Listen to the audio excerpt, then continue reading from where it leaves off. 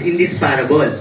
So the fig tree is often used in scripture as a symbol of representing Israel.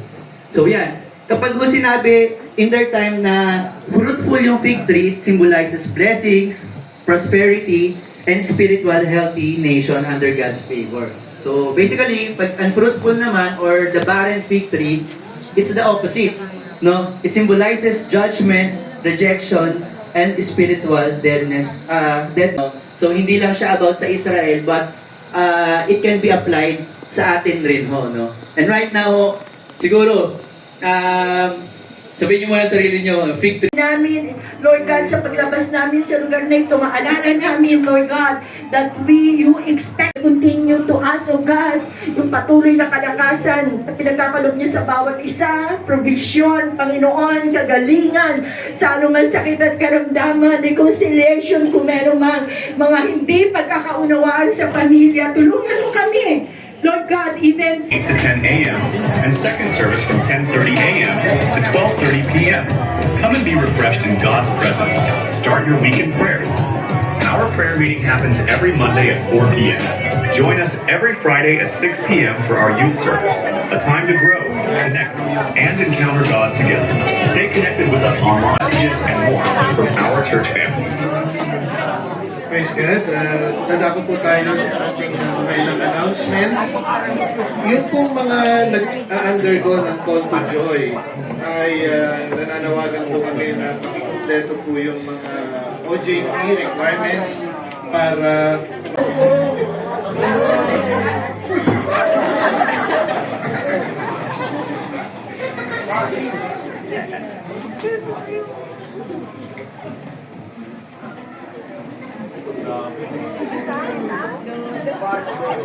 Lolo talaga, lolo na. You know what to do. It's time to put your phone down and raise your attitude. The God who made the birds see sun and the moon isn't somewhere far away. He is standing in the room. So let it scream, let it shout, let him know what you're about. Keep it moving and grooving, don't leave a single doubt that today is the day that the Lord has created. Why would I sit around just waiting? Let's have a celebration. It's time to clap our hands and stomp our feet. Let's have a celebration. If you believe that Jesus set you free, it's time to celebrate.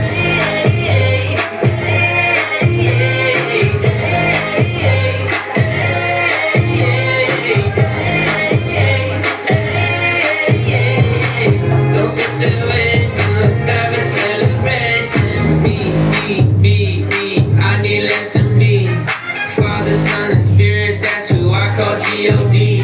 I used to be a blind man until you let me see that who the sun sets free, you said it's truly free indeed. So let it scream, let it shout, let them know what you're about. Keep it moving and grooving, don't leave a single doubt that today is the day that the Lord has created.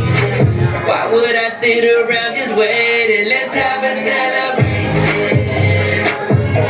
It's time to clap our hands and stomp our feet. Let's have a celebration.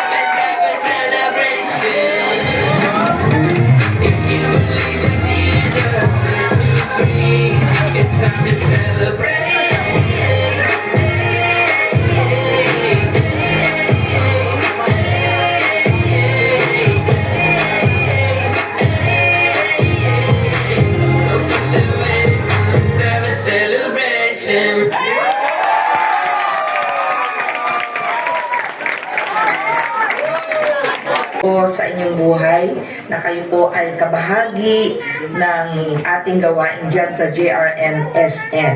And I praise God for your lives. And because today is your day, I want to declare that you are loved, you are blessed, and you are highly favored.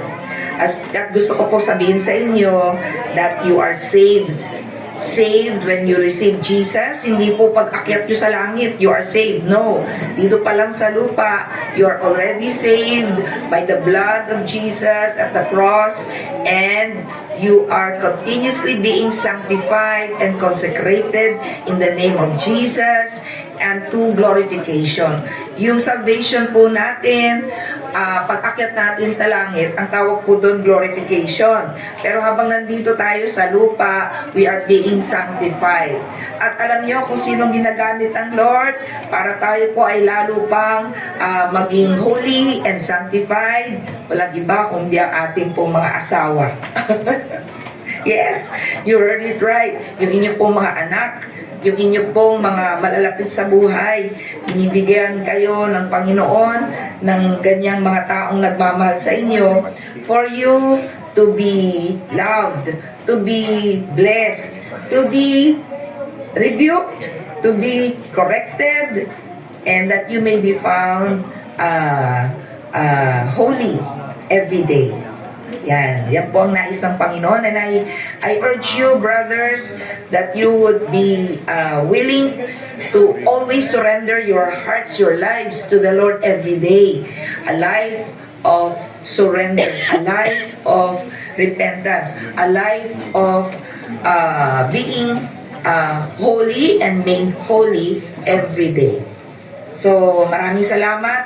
I bless you. And God bless you today.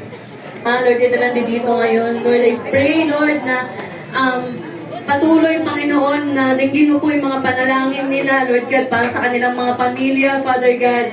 Lord, continue to bless the work of their hands, Father God. We pray, Lord, make it fruitful, Panginoon, Lord God. Let it bear fruit, Panginoon, Lord God, na para sa inyo, Lord. I pray, ilayo niyo po sila sa anumang plano at gawa ng kaaway sa kanilang mga buhay, Panginoon. Dalangin ko po na sa mga temptasyon, Lord, sa paligid nila, sila po ay tumakbo, Panginoon, Lord God. At Lord, ikaw po ay mag-cover sa kanila. Always remind them, Father God, that you see everything, Panginoon, and alam mo po yung mga struggles nila, Father God.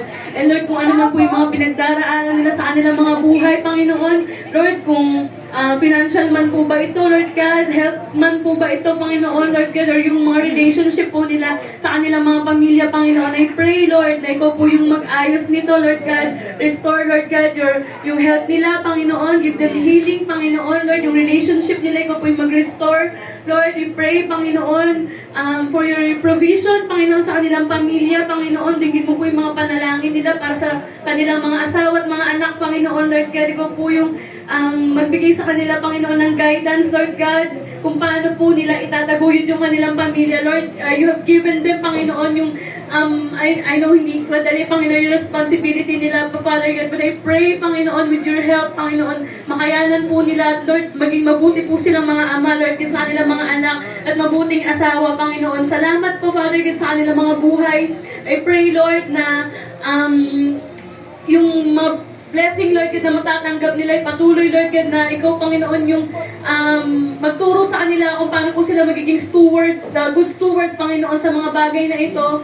And Lord, kung paano nila ililid yung family nila towards you, Panginoon, Lord God, kung paano nila i-build, Panginoon, yung mga anak nila, Panginoon, na may takot sa inyo at yung pamilya nila, kung paano magiging buo, Panginoon. I know they are the Father, Lord, who will protect, Panginoon, their families, Panginoon, Lord God. Salamat, Panginoon, sa kanilang buhay. Pagpalain mo po bawat isa sa kanila, Lord. In Jesus' name, this we pray. Amen.